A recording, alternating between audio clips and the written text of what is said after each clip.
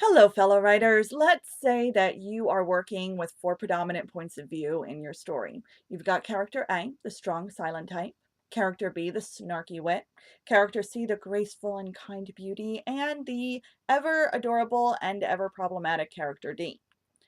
I would argue right off the bat that you do not need that many points of view in your story to begin with, but whatever. That's a fight to pick sometime down the road. For now, let's just say that characters A through D are too important not to get their own voices. In that case, don't throw one of them into some kind of horrible plight and then desert them for 95 pages. Don't do it for 45 pages, and depending on the situation, 25 might be too much too. Yes, I'm back to harping on that fantasy book I'm reading again, the one that I brought up last week because it involved too much drama. Oh, the drama. It just does not end. Honestly, I am finding myself less and less engaged with the storyline and more detached from caring whether the characters live or die.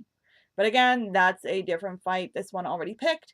So I will just link to that post down below in the description section along with the blog link to this one. In the meantime, back to unproductive cross-character cliffhangers. Forgive me if I come across harshly here.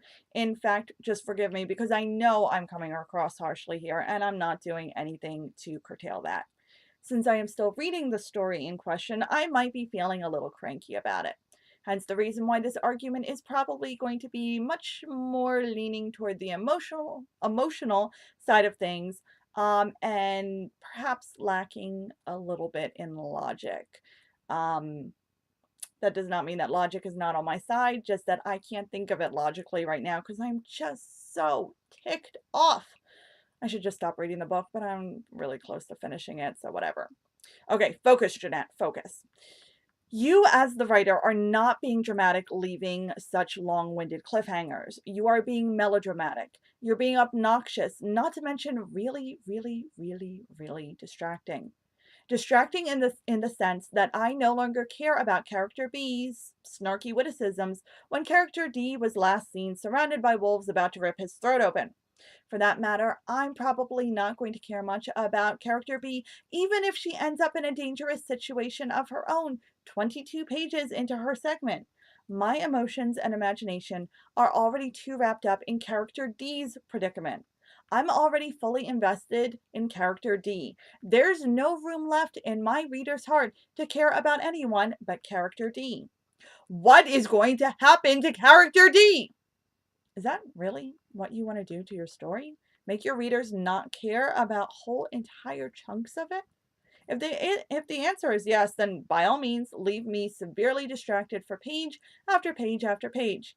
Otherwise, don't. Just don't. Summed up, suspense is a double-edged sword that can be turned back on you, the author, all too easily. It's not something you can just dump on each and every one of your pages with liberal abandon.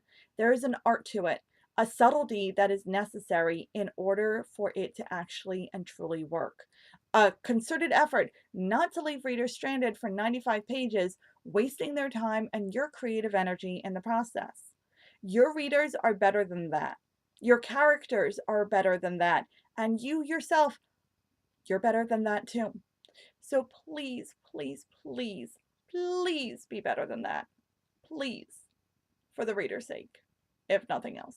Okay, thank you so much. I will see you guys next week, at which time I will hopefully have finished this ridiculous novel and will be able to talk about something else other than what annoys me about reading. All right, have a great week writing, and I'll see you next week. Bye, guys.